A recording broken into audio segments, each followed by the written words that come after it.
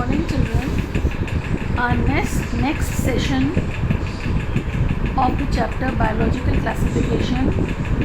Today we are going to start with the structure of viruses, viroids and lichens. In the 5 kingdom classification of Whittaker, there is no mention of some acellular organisms like viruses and viroids and lichens. Whittaker ने जो classification दी थी, which was 5 kingdom concept, he did not mention anything regarding viruses, viroids and lichens. These are briefly introduced here. All of us who have suffered the ill effects of common cold or flu know what effects viruses can have on us, even if we do not associate it with our condition. Viruses did not find a place in classification since they are not truly living. Please underline करें, viruses को classification के अंदर कोई proper place इसलिए नहीं दिया गया क्योंकि they are not considered truly living. Why? If we understand living organisms as those organisms that have a cell structure, the viruses are non-cellular organisms that are characterized by having an inert crystalline structure outside the living cell. Basically, viruses क्या होते हैं? They are non-living outside the body of the host, and when they enter inside the body or a cell, living cell, they start replicating, they start increasing their numbers. Once they infect a cell, they take over the machinery of the host cell to replicate. Underline करो इस चीज़ को कि viruses जब किसी भी cell को या living organism को इन्फेक्ट करते हैं, तो वो क्या करते हैं, उस होस्ट सेल की मशीनरी को भी इस्तेमाल करते हैं अपने आप को मल्टीप्लाई करने के लिए या अपने नंबर्स को इंक्रीज करने के लिए. Replication, killing the host. Would you call viruses living or non-living? So definitely we would call viruses non-living when they are found outside the body of the host, and when they enter inside the body of the host, they are not utilizing their own machinery, but in fact they use the cellular DNA or the host machinery to multiply themselves. The name virus, that means venom or poisonous fluid, was given by Pasteur D.J. Ivanovsky 1892. Underline कर लें. Name virus, सबसे पहले virus का मतलब होता है venom. Venom का मतलब होता है कोई भी चीज़ जो टॉक्सिक है, पॉइजनस है. इस नाम को सबसे पहले किसने दिया था? पास्टर ने दिया था.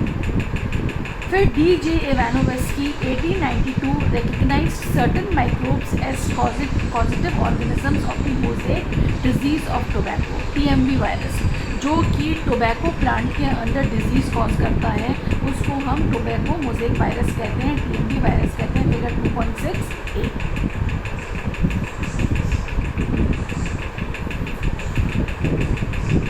These were found to be smaller than bacteria because they pass through bacteria proof filters.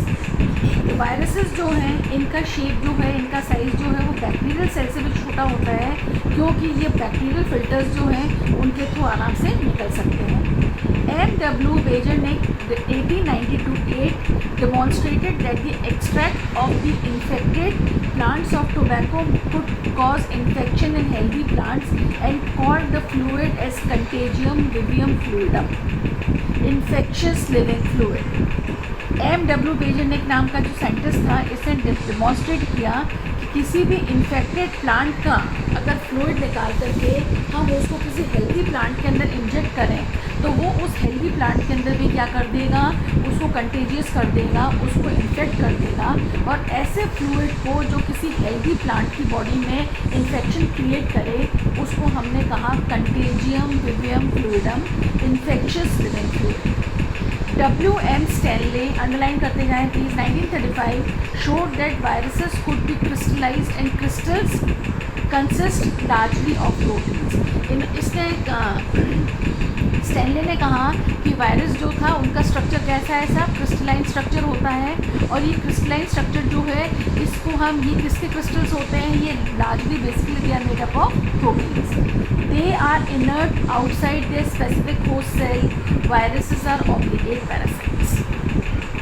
ये जो प्रोटीन क्रिस्टल स्ट्रक्चर है, ये जो वायरस का स्ट्रक्चर आप देख रहे हैं, फिगर बी देख रहे हैं 2.6b, ये जो वायरस होगा it is totally non living outside the body of the host, and when it enters into the living host machinery cell it starts replicating, it starts functioning as a living cell. Clear? In addition to proteins, viruses also contain genetic material that could be either RNA or DNA. Viruses के अंदर proteins के अलावा जो उनका genetic material होता है वो DNA भी हो सकता है, RNA भी हो सकता है.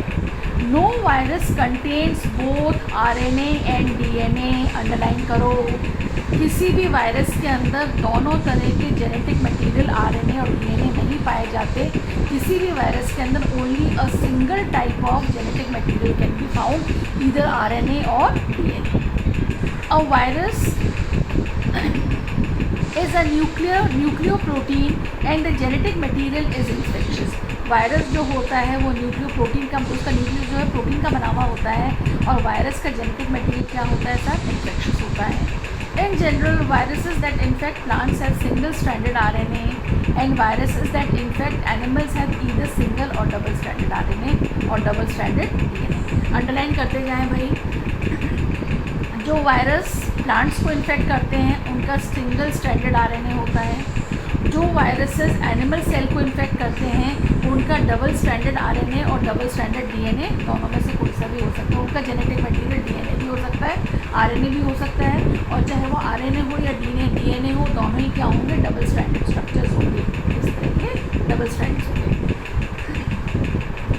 बैक्टीरियल वायरसेस और bacteriophages, viruses that infect the bacteria. Now what is a bacteriophage? Please underline. समझें. बैक्टीरियोफेज वो बैक्टीरियल वायरसेस होते हैं जिनमें किसी भी हेल्दी बैक्टीरियल सेल के अंदर किसका इन्फेक्शन हो जाता है? वायरस का. जब वायरस किसी भी हेल्दी बैक्टीरियल सेल को इन्फेक्ट कर देता है तो उस स्ट्रक्चर को जिसमें वायरस और बैक्टीरिया दोनों हैं, कॉम्बिनेशन है, that is called as bacteriophage. And it usually has double-stranded DNA viruses. The protein code called capsid. Protein code जो होता है वायरस का उसको हम capsid कहते हैं, which is made up of small subunits called the capsomeres. एक coating capsid होगी और उसके अंदर जो छोटी छोटी उसकी सब यूनिट्स होंगी उनको हम कैप्सोमियर कहेंगे. Protect the nucleic acid. और ये कैप्सोमियर जो कैप्सिड जो होता है ये जनरली क्या करता है? वायरस के जेनेटिक मटेरियल को प्रोटेक्ट करने का काम करता है. These capsomeres are arranged in helical or polyhedral geometric forms as shown in figure 2.6a and b. Viruses cause disease like mumps, smallpox, herpes and influenza. Children, can you give me a most common example or a common disease which is very common these days? Yes, the disease is which? What disease is there? It is corona. Corona जो है, जो अभी हम सुन रहे हैं कि corona pandemic है, corona फैल रहा है. कोरोना कौन सा ऑर्गेनिज्म है जो कोरोना फैला रहा है? Yes, viruses are responsible for it. AIDS in humans is also caused by virus. In plants, the symptoms can be mosaic formation, leaf rolling, leaf incurling हो सकती है, leaf roll हो सकती है ना, येलोइश हो सकती है लीफ, उसकी वेन्स जो हैं वो हॉलो हो सकती हैं, ड्वार्फिंग हो सकता है, स्टंटेड ग्रोथ हो सकती है. प्लांट्स के अंदर जब वायरल इन्फेक्शन होगा तो क्या सिम्टम्स हमें देखने के लिए मिलेंगे?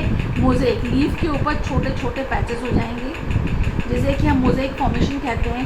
लीफ रोलिंग, पत्ती रोल हो जाएगी या इंकर हो जाएगी, मुड़ जाएगी, येलोइश हो जाएगी, पीली पड़ जाएगी. वेन्स जो हैं, पत्ती जो वेन होती है, साइड वेन्स होती हैं, ये become hollow. Dwarfing, the plant remains dwarf. Dwarf का मतलब होता है प्लांट की हाइट नहीं बढ़ती है, प्लांट की ग्रोथ नहीं होती है, स्टंटेड ग्रोथ होती है, ग्रोथ का नहीं बढ़ना, प्लांट का बौना रह जाना, छोटा रह जाना. Now please turn on to page number 27, viroids. In 1971, T.O.